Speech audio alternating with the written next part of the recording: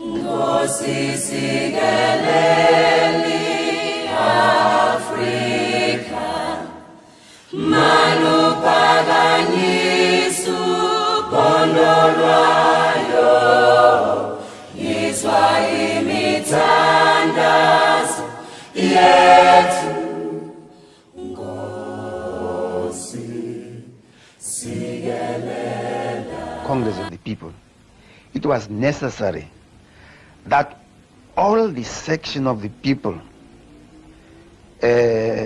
should be interviewed, be organized, so that they can then bring their demands.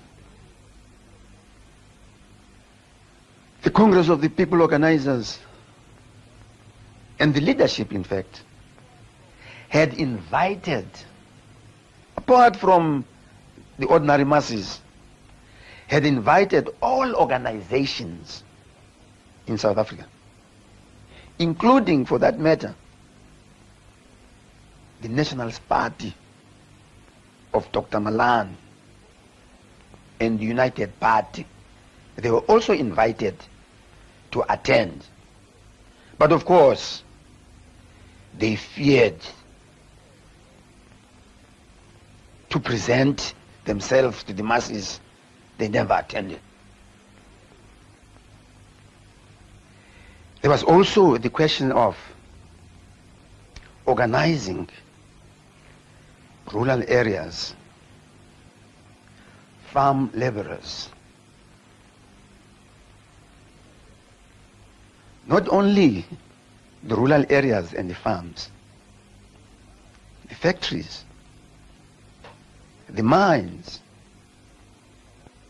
Although the South African laws do not allow mine workers to be organized, but in this instance, the organizers of the Congress of the People made it absolutely clear that at least they were going to organize mines. And the workers in the mines were contacted, and their demands were also recorded.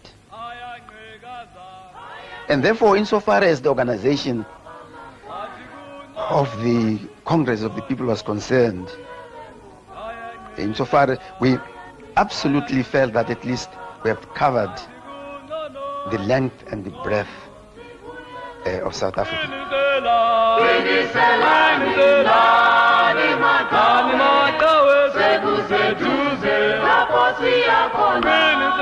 I myself was a delegate from the Congress of Democrats. The Congress of Democrats represented the whites who were prepared to stand side by side with the other liberation movements. The slogan of the Congress of the People was a delegate from every town, every suburb, and every village. And of course there were even more than that, because the factories elected delegates, and every little group of people. Everywhere that one had a meeting, people put forward their demands, which were to be incorporated in the Freedom Charter. And these were then sent up to head office in Johannesburg. And people mainly, their main demand, their biggest demand, was against the pass laws, because it was at this time that the government was trying to extend them to African women as well. And it was the biggest gripe, as it still is in South Africa. And besides the pass laws, there was Bantu education, which had been introduced a few years earlier. There was high rents. There were all the different things, forced removals, many different issues that affected the people. Our aim was to get the demands of the people of Soweto of how they would like to live in South Africa. At that time, our campaign was to mobilize women to resist against the pass laws. And of course we got tremendous support from women in particular, because they knew already the sufferings of pass laws. Many women had their husbands arrested, their sons arrested, and some of them had their sons or husbands dying in the farm labor camps only because of being arrested for a pass. But at the same time, we had also to to campaign against the removal that was to take place, that was the removal of the western areas by the Nationalist Party. This campaign brought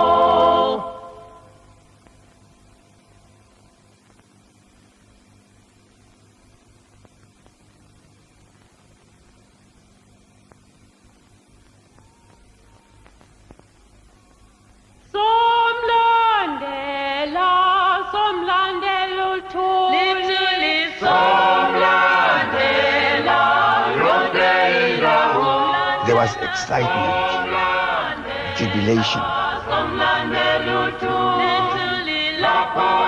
There was ululation of women singing of freedom songs.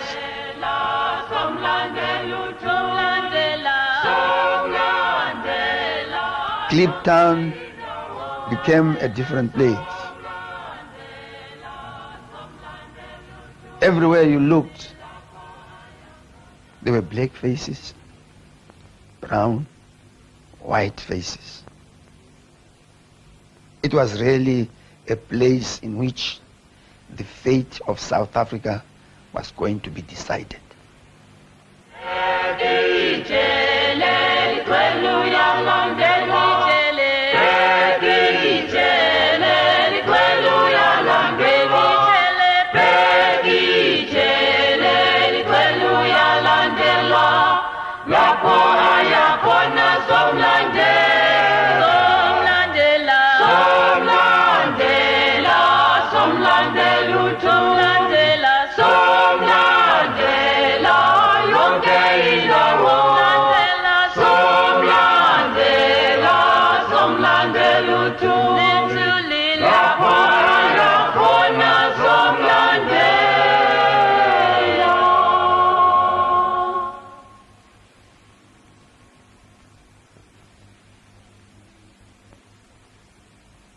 Well, June the 25th, 1955 is one of the most memorable days in my life, I think, because it's one of the most memorable days in the history of South Africa.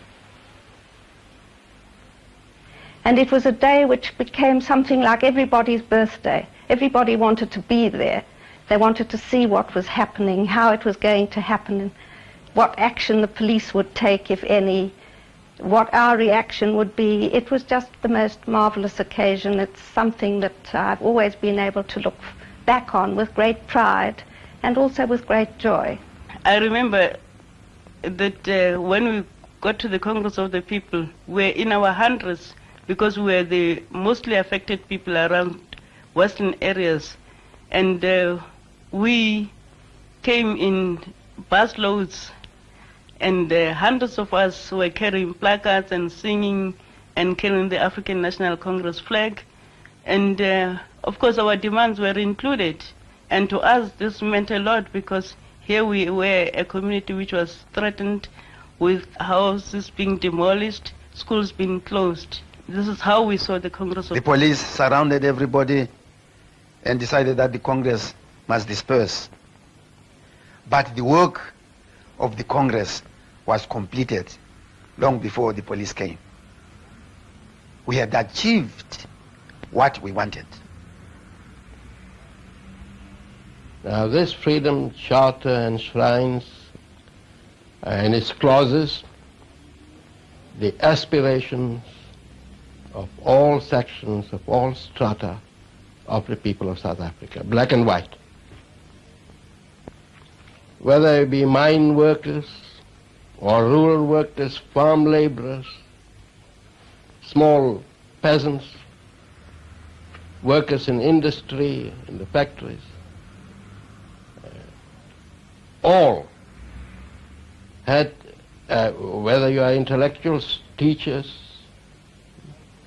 professional men, small businessmen, and even some bigger commercial men among the black people, that the clauses of the Freedom Charter enshrine in it their aspirations for a free, democratic South Africa, which will bring to an end, absolute end, racialism and racial oppression, That is what the Freedom Charter stands for. And that document is as valid today as it has been when it was adopted in 1955. It was June 26 at about 4 o'clock when actually the people adopted the Freedom Charter. The South African police, the army, converged and surrounded the people, the Congress. And of course, as usual, our people were calm, dignified. The fascist police came, surrounded the whole area, and of course, they were carrying guns, weapons. They moved towards the platform and they cocked their guns. The people started singing liberation songs. And of course, at this time, you cannot avoid to remember some of the gallant activists, workers of the African National Congress. I've got in mind here great women like Ida Mtwana. When the police came, she started a song and the whole Congress joined in.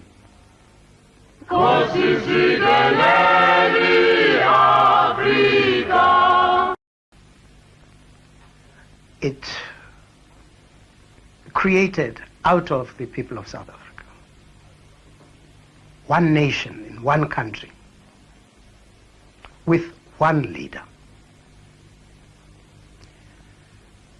It was a recognition of this great leadership which drew the attention of the international community to the great prominence of Chief Luthuli, resulting in his being awarded the Nobel Peace Prize for 1960.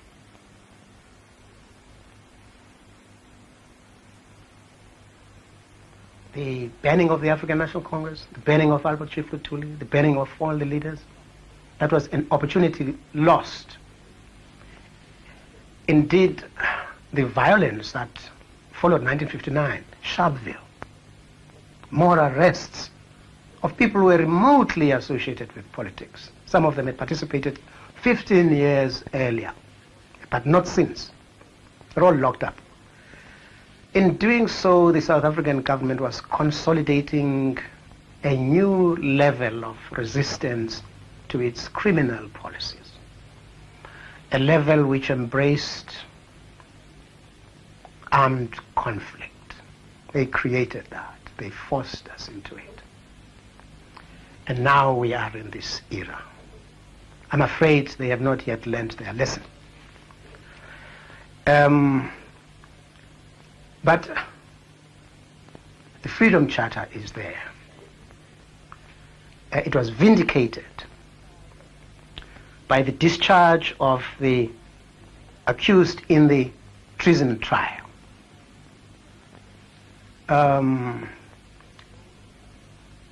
It was shown that our movement was in the interests of the future of the people of South Africa. Since then, we have had the Soweto massacre, also followed by the bannings of organizations. In all this, a new unity is being consolidated, greater determination. Today, we are calling for the unity not only of the people of South Africa, of all races and colors, but indeed there is a unity of the people of Southern Africa. There is even a unity of the people of all Africa, a unity of the world community in its opposition to the apartheid regime.